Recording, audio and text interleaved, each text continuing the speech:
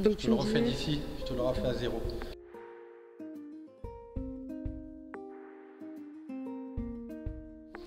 D'accord?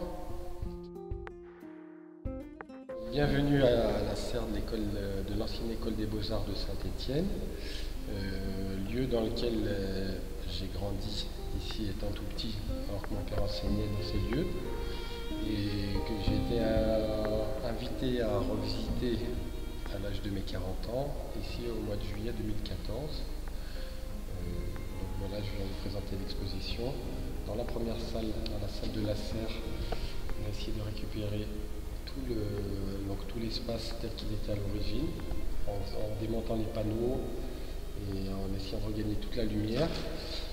Et après venir jouer sur cet espace avec des barrières Eras qui recréent un espace dans la serre et qui permettent en fait de travailler sur un déroulement enfin, circulaire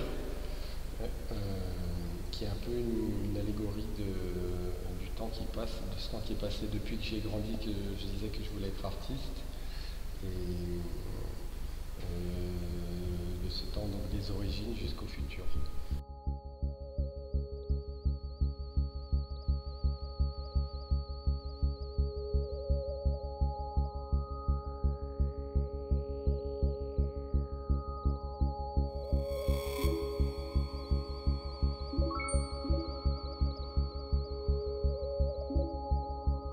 J'ai voulu vraiment travailler sur cette idée de la chronologie, en fait, du temps qui passe et du passage, en fait, de la transmission, en fait, du fait qu'on ne fait que passer et que transmettre.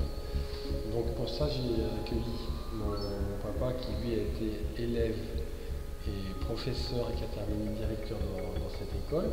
Donc lui, il est sur ma gauche. Ensuite, moi, j'ai travaillé une fresque qui est blanche, qui reprend un petit peu mon histoire. Mon histoire artistique, mais qui est un peu greffée sur l'histoire de l'art à ma manière, donc qui commence un peu dans les grottes, donc avec mes premiers dessins, comme si c'était les grottes de Lascaux, ensuite toutes les romaines et grecques et égyptiennes.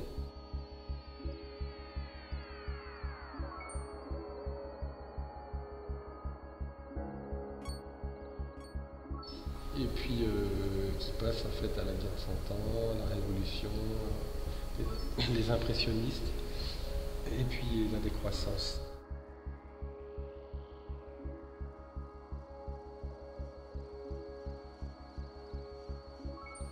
Ensuite, à ma droite, j'ai invité ma nièce, qui elle aussi a repris le flambeau, donc c'était vraiment dans cette idée de passage. Et donc, qu'elle puisse aussi travailler sur sa première exposition, façon aussi de lui retransmettre la main. L'histoire de l'installation circulaire, en fait, elle reprend un peu l'histoire du temps qui passe et des cycles qui reviennent. Voilà. Donc en réponse à ça, moi j'ai voulu travailler un peu la sortie définitive. C'est vu à peu près comme quelque chose qui tourne, donc la sortie qui est le trou des morts en quelque sorte. Si vous avez qui nous emmène sur l'autre salle, vous avez le hibou. Le hibou qui est un peu le fantôme qui habite les lieux et qui est la mémoire de tout ce qui s'est passé, de ces couloirs qui sont fermés. Ensuite, cette pièce nous amène sur l'autre espace de l'exposition qui est en lien complètement avec cette installation-là. En fait, c'est l'hommage au maître.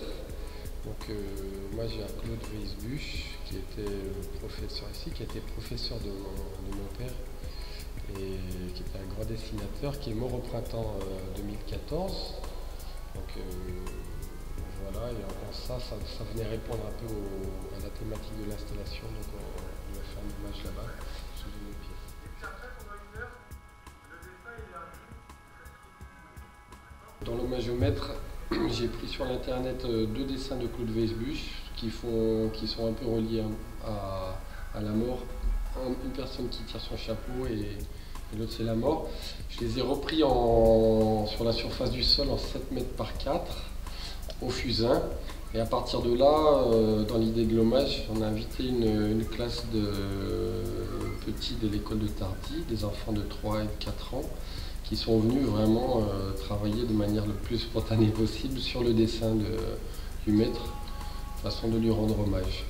Donc dans l'installation, maintenant il reste la vue de dessus, plus une petite vidéo qui retrace en fait l'expérience avec les enfants.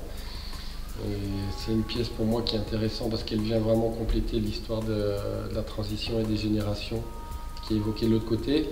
Mais elle fait aussi référence au travail que je mène aujourd'hui au niveau des quartiers, de la prison, des écoles, des centres sociaux et de tout ça. C'était pour une fois, au lieu d'aller là-bas, c'était recevoir des publics pour travailler dans une exposition personnelle. Et en ça, je suis content parce qu'elle fait bien écho à tout le travail qui est mené à l'extérieur sur le terrain social.